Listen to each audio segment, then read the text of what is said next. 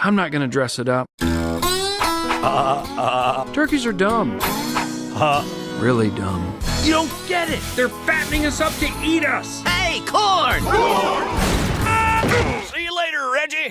From the Academy Award-winning producer of Shrek. We came to this farm for my favorite presidential tradition. Pardoning the Thanksgiving turkey. And a director of Horton Hears a Who. Don't worry, you're safe. I'm tired now. This is your new home!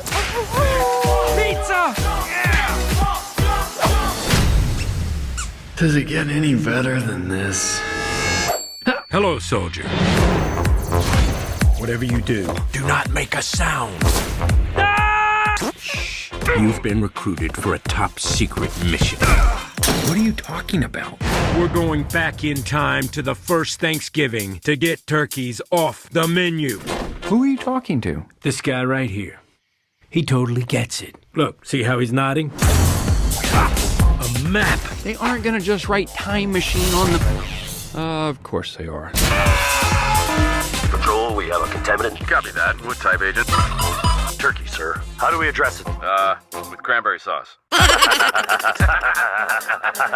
But seriously. Let's go.